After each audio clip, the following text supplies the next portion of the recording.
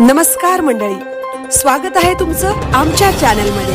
आवाज महामुंबईचा, शोध बातमीचा, कौल मनाचा। चला तर मग आमचे चॅनल लाईक करा, शेअर करा आणि सबस्क्राइब करा। धन्यवाद।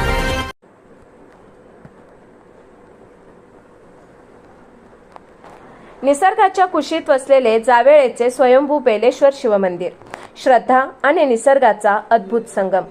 श्रीवर्धन तालुक्यातील श्रीवर्धन हरिहरेश्वर मार्गावर गालसुरे गावापासून धारवली आडीकडे जाणाऱ्या मार्गावर वसलेले जावेळे गाव निसर्ग सौंदर्याने नटलेले आहे। याच हिरव्यागार परिसरात स्वयंभू श्री बेलेश्वर शिवमंदिर असून हे मंदिर परिसरातील भाविकांच्या श्रद्धेचे आणि आस्थेचे महत्त्वाचे स्थान बनले आहे। मंदिराच्या सभोवताली वाहणारी छोटीशी नदी, दाट हिरवाई आणि विपुल प्रमाणात असलेली बेलाची झाडे यामुळे या देवस्थानाचा परिसर अत्यंत प्रसन्न आणि मनमोहक आहे। त्यामुळे धार्मिक श्रद्धेबरोबरच निसर्गप्रेमींनाही हे ठिकाण आकर्षित करते। गायीच्या दुग्धाभिषेकातून प्रकटले शिवलिंग। स्थानिकांच्या माहितीनुसार या मंदिराच्या स्वयंभू प्रकटीकरणाची एक रंजक आख्यायिका सांगितली जाते। पूर्वी जावेळे गावातील एक गुराखी दररोज गायी चारण्यासाठी रानात घेऊन जात असे। त्यातील एक गाय दररोज मंदिराच्या परिसरातील एका ठराविक जागी जाऊन उभी राहत असे आणि त्या ठिकाणी स्वतःहून दुग्धाभिषेक करत असे। हा प्रकार गुराख्याच्या लक्षात आल्यानंतर ग्रामस्थांनी त्या जागेवर खोदकाम केले। त्यावेळी तेथे शिवलिंग, गणपतीची मूर्ती आणि नंदीची मूर्ती आढळून आल्याचे स्थानिक सांगतात। त्यानंतर ग्रामस्थांनी त्या ठिकाणी साधे कुडाचे मंदिर उभारून पूजा अर्चा सुरू केली। बंधुशेठ गंद्रे यांनी केला मंदिराचा जीर्णोद्धार। सुमारे 80 ते 90 वर्षापूर्वी श्रीवर्धन शहरातील सुपारी व्यापारी द्वारकानाथ तथा बंधुशेठ गंद्रे यांनी या मंदिराचा जीर्णोद्धार केल्याचे सांगितले जाते। काळाच्या ओघात मंदिराचा परिसर आणि वास्तू पुन्हा जीर्ण झाली। चक्रीवादळात मंदिराच्या छताचे नुकसान झाल्यानंतर ग्रामस्थांनी पुढाकार घेत पुन्हा जीर्णोद्धार केला। आज या ठिकाणी आरसीसीची सुंदर मंदिर वास्तू उभी आहे। काळभैरव मंदिर आणि नागदेवतेच्या दर्शनाची आख्यायिका। बेलेश्वर मंदिराच्या बाहेर असलेल्या छोटेखानी काळभैरव मंदिरालाही विशेष महत्त्व आहे। मंदिराच्या पुनरुज्जीवनासाठी करण्यात आलेल्या उत्खननादरम्यान काळभैरवाची मूर्ती सापडल्याचे स्थानिक सांगतात। मुंबईचे अध्यक्ष मधुकर भोसले यांच्या सहकार्यातून या मूर्तीची स्थापना करण्यात आल्याची माहिती मिळते। विशेष म्हणजे श्रावण महिन्यात या काळभैरव मंदिरात नागदेवतेचे दर्शन होत असल्याची आख्यायिका स्थानिकांमध्ये प्रचलित आहे। सलग 16 वर्ष श्रावण महिन्याच्या सुरुवातीपासूनच अखेरपर्यंत नागाने मंदिरात दर्शन दिल्याचा अनुभव स्थानिक ग्रामस्थ सांगतात। त्यामुळे श्रावणात या देवस्थानाला भेट देणाऱ्या भाविकांच्या श्रद्धेत आणखीन भर पडते। श्रावणी सोमवार आणि महाशिवरात्रीला भाविकांची गर्दी।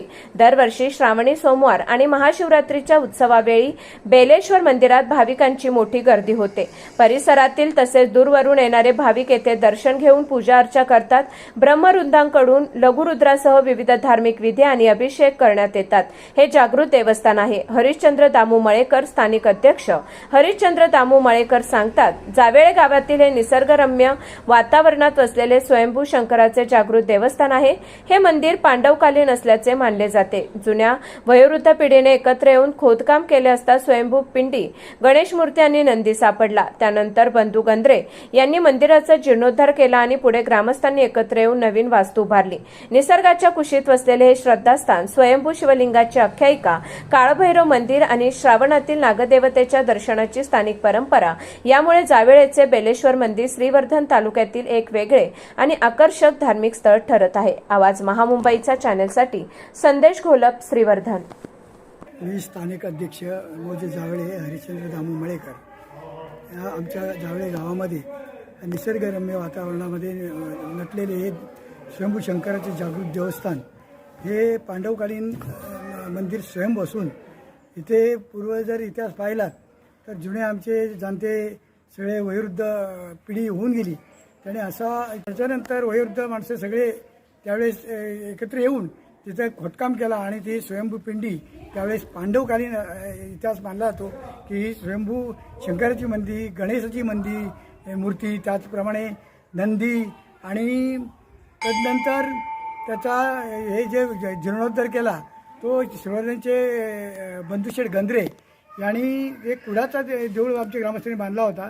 ते श्रीवर्धनचे गंद्रे, बंधुशेठ गंद्रे, द्वारकानाथ बंधुशेठ यांनी ते मंदिर नंतर जीर्णोद्धार केला। तदनंतर काही कालांतराने आमच्या नवीन पिढीने त्याचा जीर्णोद्धार केला। 1991 का 98 मध्ये पुन्हा जीर्णोद्धार केला। त्या जीर्णोद्धार करताना त्यावेळेस एक काळभैरव हे मंदिर जे आहे बाजूला शेजारी ती मूर्ती नव्हती, परंतु तो जेव्हा जीर्णोद्धार केला तेव्हा खोदकाम करत असताना ती काळभैरवची मूर्ती सापडली आणि तिचा जीर्णोद्धार आमचे मुंबईचे अध्यक्ष सन्माननीय मधुकर भोसले यांनी तो तिथे स्थापन केली, जीर्णोद्धार मंदिर बांधला.